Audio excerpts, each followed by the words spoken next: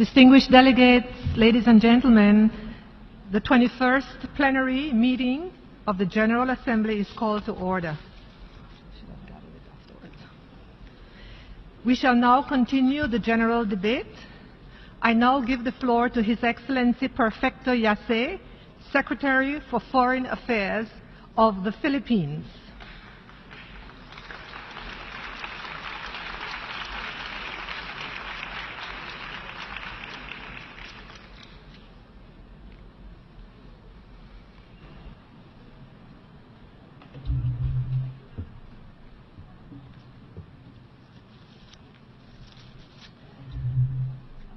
Madam Chair, on behalf of the Philippine government and the Filipino people, may I convey our warmest congratulations to Ambassador Peter Thompson for his election as President of the 71st session of the UN General Assembly. May I also commend him for the choice of a theme that resonates very well among member states and partners. The theme, the Sustainable Development Goals, a universal push to transform our world, strongly reaffirms the raison d'etre of the United Nations. The Philippines is one of its founding members. For more than 7 decades, our engagement and partnership with the United Nations is a riveting story of our aspirations as a people, born of our colonial pasts and our independent present. With its central and strategic role, the United Nations remains a relevant and important platform from which all nations can make one decisive push to empower us all to achieve and sustain our development agenda with the interests of our peoples at its core. Today, the Philippines once again is privileged to renew its commitment to the cause of peace, security, and sustainable development through key priority areas and advocacies identified in the 2030 Agenda. The global action to transform our world illuminates the urgency and importance of our efforts in the Philippines to explore new horizons and break new grounds, anchored on our unremitting commitment as a democracy to the rule of law, to the well-being of our sovereign people, and to remain a responsible partner of the international community.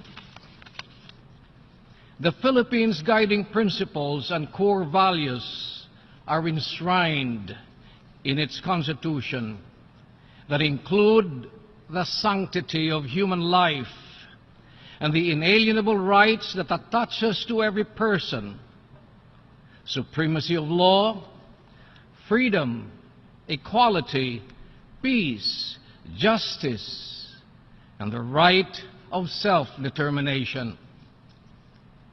Among these is also the mandate to pursue an independent foreign policy to promote the paramount national interests. With our hard-fought and hard-won independence, we zealously value and guard our rights and liberties. Actively at play to prevent abuse and unwanted excesses are the checks and balances of our democratic institutions, from the highly independent 3 branches of government, the Supreme Court, Congress, and the executive branch, to the open and free press, and civil society groups committed to guarantee the freedom and prosperity of every Filipino. These fundamental and time-honored principles and values give rise to the solemn duty of our people to choose their leaders. In turn, the government has the obligation to fervently defend the people's rights and liberties. Reneging on that responsibility places the government at risks of being removed by popular initiatives, including people power, a glorious event in the Philippines which is now admired and remembered throughout the world. 5 months ago, our people, through our nation's democratic principles and processes, elected a new leader. President Rodrigo Roa Duterte triumphed in the democratic elections with an unprecedented and resounding electoral mandate. The Filipino people, proud of their democratic values, tradition, and heritage, have spoken. Their vote is the unmistakable call to deepen our democracy, where our people will truly be liberated from the shackles of fear, conflict, poverty, and injustice. Their choice is the expressed wish to revitalize the entire country as a sovereign equal among the community of nations. Their sacred ballot casts is the unequivocal and resounding voice for change and the tearing down of antiquated political and economic structures that continue to generate numerous inequalities and perpetuate them, and for the renewal of our communities and our society for a life of constancy, dignity, and honor. In his address to the nation, President Duterte declared that the rule of law and respect for due process shall prevail at all times. Clearly, we will be guided by established norms and procedures under the law to deliver on the strong mandate given to him by the Filipino electorate. For far too long, the Philippines has been unable to fully advance due to corruption in high and low places, worsening crime situation, and the prevalence of illegal drugs. Our people recognize the peril these evils pose to our development and our democracy. Corruption has become the breeding ground for the illegal drug trade, which seriously threatens the country's peace and order, which in turn impedes our sustainable development goals. It has torn apart many of our communities, destroyed our families, and snuffed out the hopes and dreams of our people, young and old, for a bright future. For this reason, we are determined to free the Philippines from corrupt and other stagnating practices as we eradicate illicit drugs and its manufacture, distribution, and use in the country. The rule of law and strict adherence to due process fully governs our campaign against corruption and criminality, including the fight against illegal drugs. Our firm belief in the supremacy of law is given concrete expression through the state policy enshrined in the Constitution to fully respect human rights and the value and dignity of every person. We even have an independent Human Rights Commission tasked to investigate and prosecute every human rights violation in the country. This national commitment is amplified internationally as the Philippines is a state party to 8 of the 9 core international human rights conventions. We recognize that a secure, stable, and prosperous Philippines will require a secure and stable rules-based international order to which it must faithfully comply. With the imperative to forge policies for our people to achieve enduring peace and prosperity, and to once again trust in government's ability to protect their fundamental rights and freedoms, the President, going into his third month in office, enjoys a 92% satisfaction and trust rating from the Filipino people. To him, this trust is sacrosanct. It cannot be breached. Under no circumstance must it be compromised. Our actions, however, have grabbed both the national headlines and international attention for all the wrong reasons.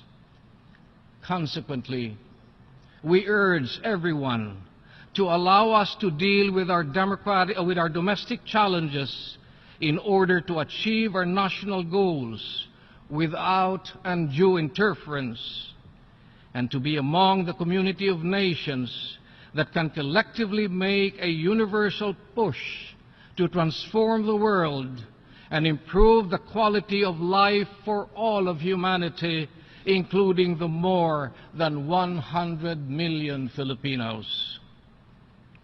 Have faith in its strong institution of our democracy.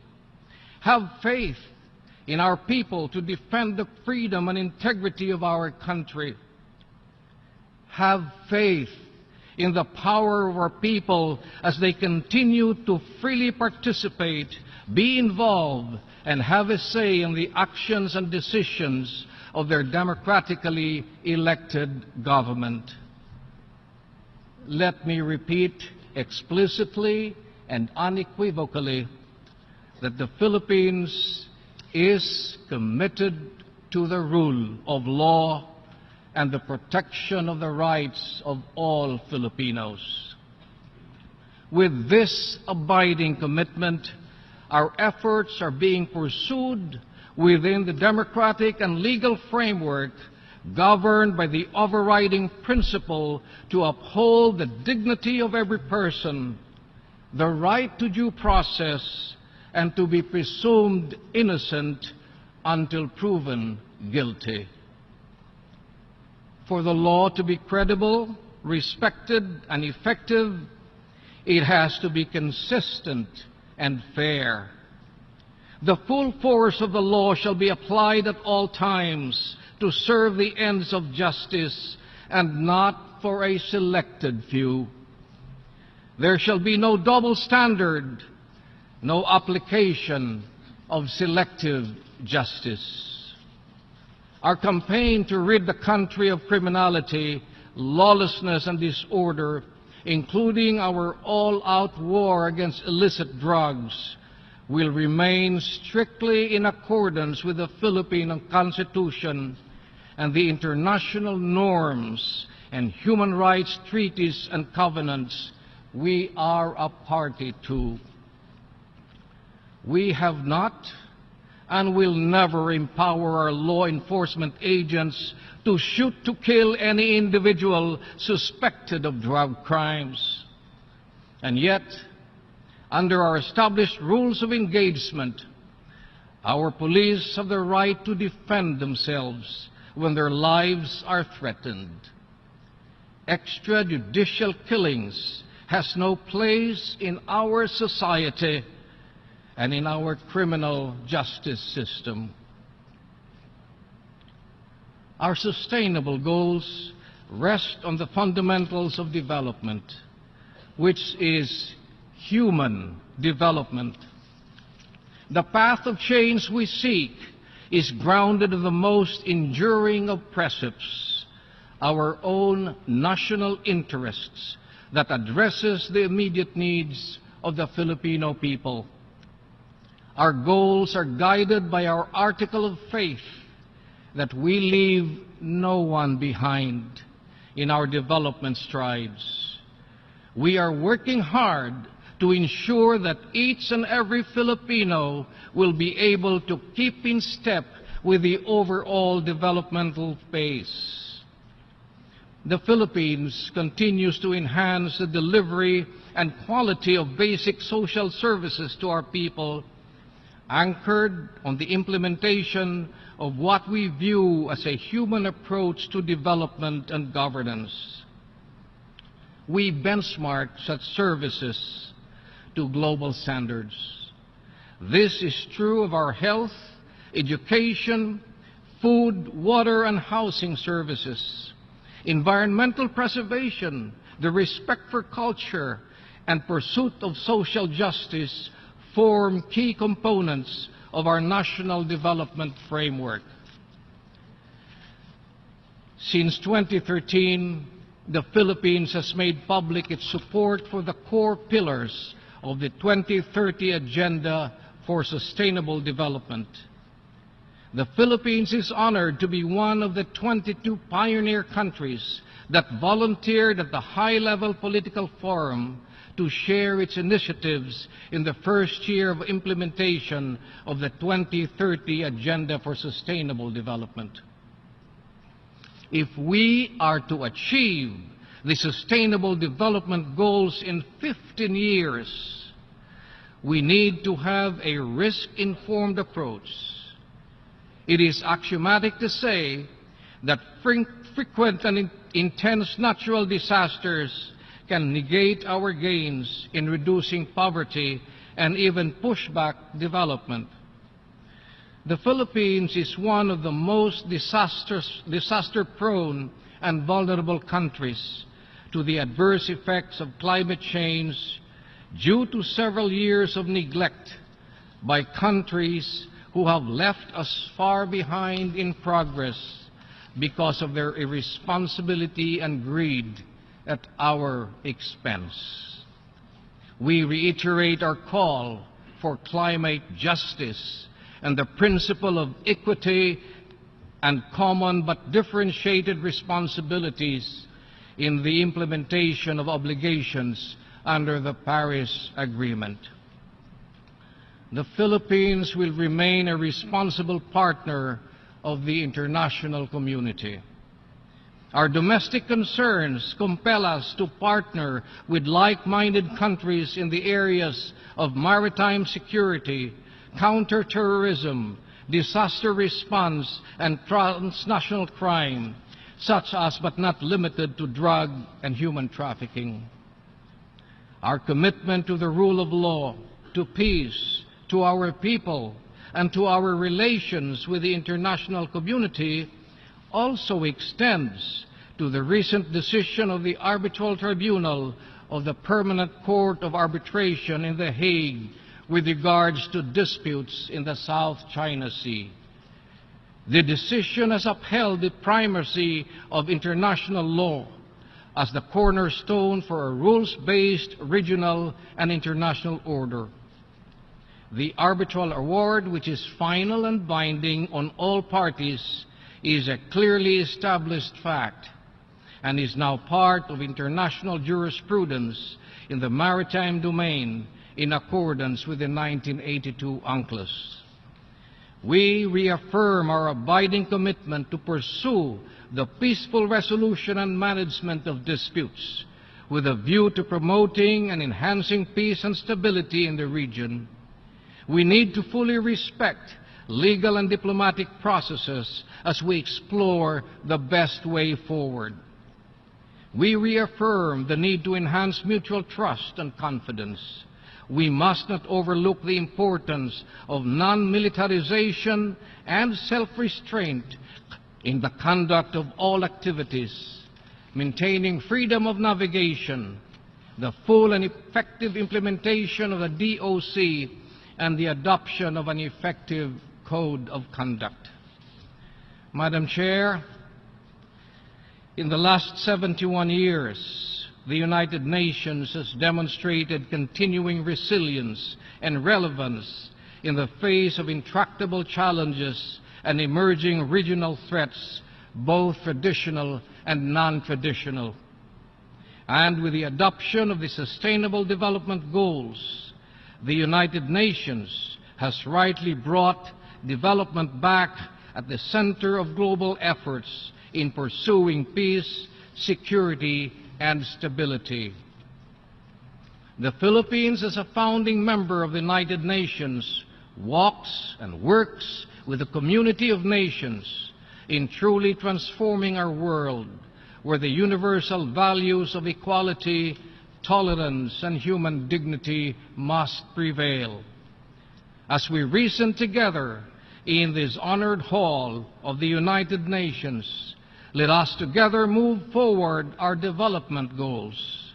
For us to build our future, we must honor our pasts.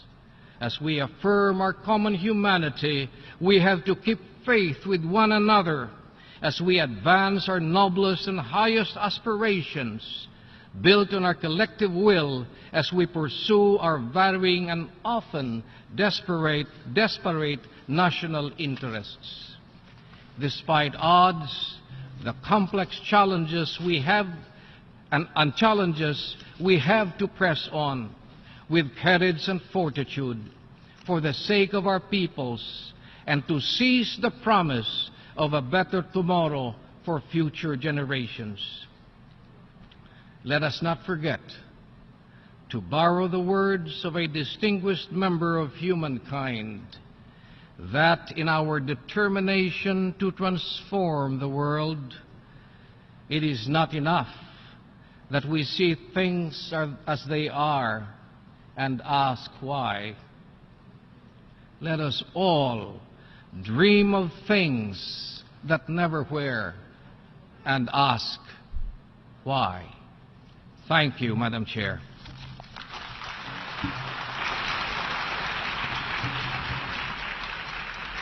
I thank the Secretary for Foreign Affairs of the Philippines for